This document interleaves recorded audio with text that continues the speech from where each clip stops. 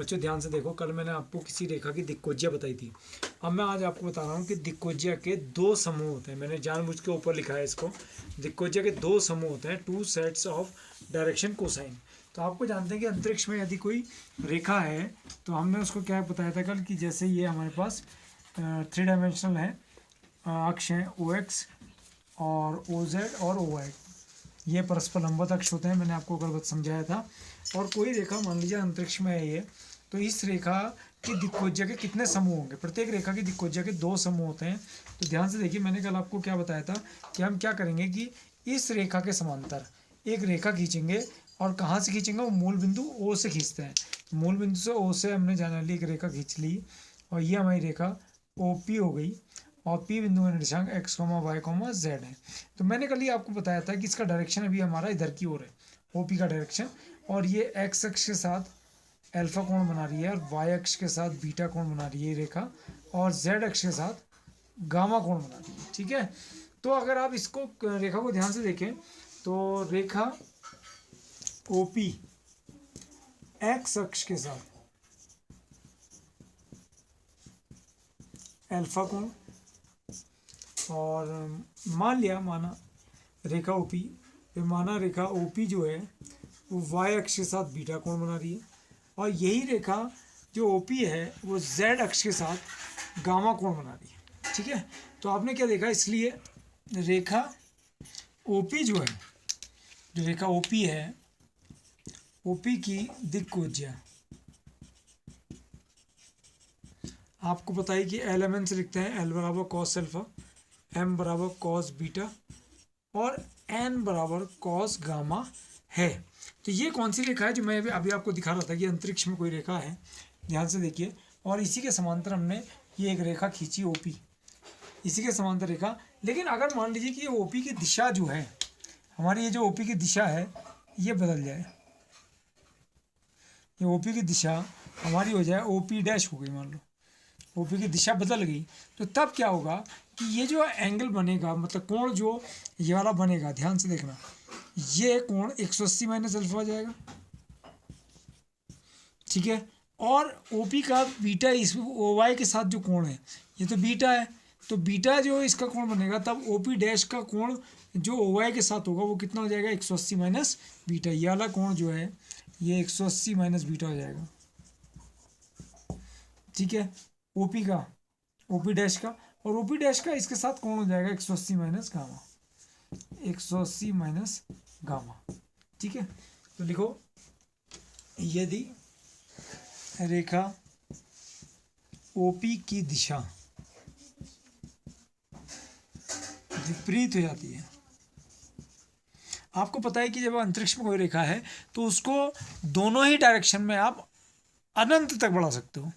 ठीक है, जैसे हमारे पास ये देखिए OP रेखा थी, ध्यान से देखना, तो इसको हम इस ओर भी अनंत तक बढ़ा सकते हैं और इस ओर भी अनंत तक बढ़ा सकते हैं। यदि इसका डायरेक्शन इधर की ओर हो जाता है तो रेखा OP की दिशा विपरीत होने पर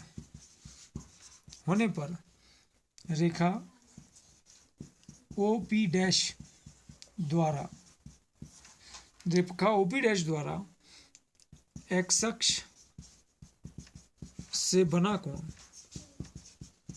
क्या हो जाएगा? पाई माइनस अल्फा, यानी कि 180 माइनस अल्फा। रेखा OP डैश द्वारा y अक्ष से बना कोण कितना हो जाएगा? पाई माइनस बीटा हो जाएगा। और रेखा OP डैश द्वारा z अक्ष से बना कोण हो जाएगा पाई माइनस गामा। इसलिए रेखा OP डैश, जो OP की डायरेक्शन में चेंज करने की बेसिस का OP डैश लिया कि दिक्कोज्या क्या हो गई? L बराबर कॉस 180 माइनस अल्फा, M बराबर कॉस 180 माइनस बीटा, और N बराबर कॉस 180 माइनस गामा। ठीक है, तो L बराबर ये हो गया माइनस का कॉस अल्फा, सेकेंड क्वाड्रेंट में कॉस माइनस का होता है, M बराबर माइनस का कॉस बीटा, और N बराबर माइनस के कॉस गामा।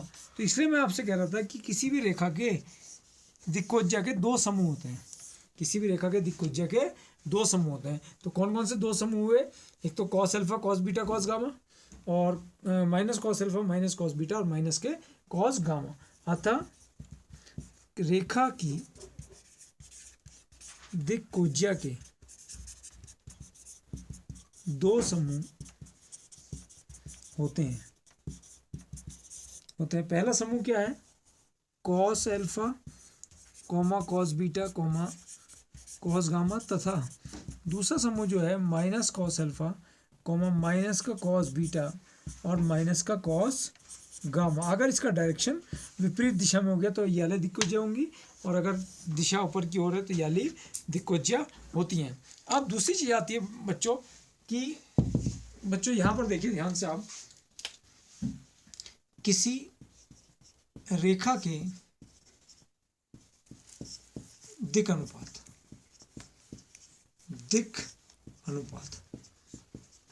इनको हम बोलते हैं डायरेक्शन रेशियोज। ये भी बहुत इंपॉर्टेंट है हमारा, इस पे बहुत क्वेश्चंस आप करेंगे, डायरेक्शन रेशियोज। ठीक है, तो इसको ध्यान से देखिए। किसी रेखा के दिक् अनुपात, माना किसी रेखा के दिक् अनुपात, माना किसी रेखा के दिक् अनुपात small a comma small b तथा स्मॉल c है। हम इनको दिक् अनुपात को a, b और c से लिखते हैं। ध्यान से देखना वे संख्याएं जो दिक्कोज्या क्या LMN के समानुपाती होती हैं। वे संख्याएं जो दिक्कोज्या के समानुपाती होती हैं दिक् अनुपात कहलाती हैं। दिक् अनुपात कहलाती हैं। यही बात समझ में? तो कैसे?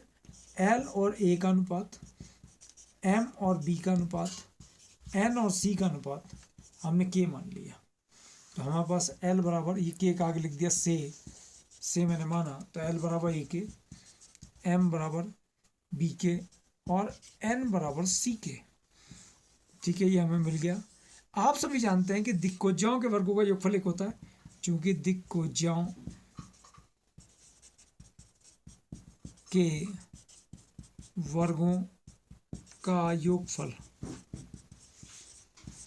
1 होता है। दिक्कोज्या के वर्गों का योगफल 1 होता है, इसलिए L² plus M² plus N² बराबर 1। तो A² K² plus B² K² plus C² K²। L की वैल्यू A, M की वैल्यू B, तो B² K², N की वैल्यू C, C² K² बराबर 1। तो यहाँ K² की वैल्यू आ गई, यहाँ पर आ गया K² कॉमन, तो A² plus B² plus C² बराबर 1। तो K² बराबर आ गया 1/A² plus B² plus C²। तो K की वैल्यू आ गई 1/√A² plus B² plus C²। ये K की वैल्यू आ गई। अब हमारे पास जो A है, हमारे पास L बराबर A था। देखिए L बराबर A, तो यहाँ से हम क्या निकाल देंगे? K की वैल्यू कितनी है? तो L बराबर हो गया A/√A² plus B² plus C²। ये फॉर्मूला कहाँ पर काम आएगा कि जब हमें दिक् अनुपात दिया होगा तो दिक् अनुपात से हम दिक्कोज्या ज्ञात कर लेंगे। कौन से फॉर्मूले से? L बराबर A/√A² B² plus C²। M का मान है B, तो M की वैल्यू आ गई M बराबर B/√A² plus B² plus C²। बहुत इंपॉर्टेंट फॉर्मूला है कि आप किसकी सहायता से? दिक् अनुपातों की सहायता से दिक्कोज्या LMN ज्ञात कर लोगे। और हमारे पास यहाँ पर मैं लिख देता हूँ इसको, हमारे पास N बराबर C है, तो N बराबर आ गया C/K की value 1/√A² plus B² plus C²। ये फॉर्मूला बहुत इंपॉर्टेंट है, फिर से देख लीजिए। L बराबर आ गया है A/√A² plus B² plus C²। A कौन है? दिक् अनुपात।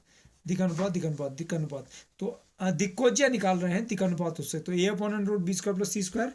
M बराबर B/√A² plus B² plus C², और N बराबर C/√A² plus B² plus C²। इसको हम प्लस माइनस भी लिख सकते हैं।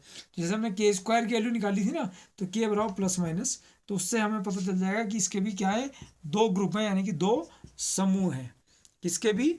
दिक् अनुपातों के भी। ठीक है, लेकिन याद रखना कि दिक् अनुपात जो होते हैं वो असंख्य होते हैं। दिक् अनुपात क्या होते हैं? दिक् अनुपातों का जो असंख्य समूह होते हैं। यहाँ पर हम नोट भी कर लें, नोट दिक किसी रेखा के दिक अनुपातों के असंख्य समूह होते हैं। समझ में आ रही बात? जो इसके ग्रुप बनेंगे वो कैसे होंगे, क्योंकि अनुपात में है, तो अनुपात तो 2 और 4 का भी हो सकता है, और 4 और 8 का भी हो सकता है, और 6 और 12 का भी हो सकता है। ठीक है, तो इनके दिक अनुपातों के संख्या क्या होते हैं, ग्रुप होते हैं।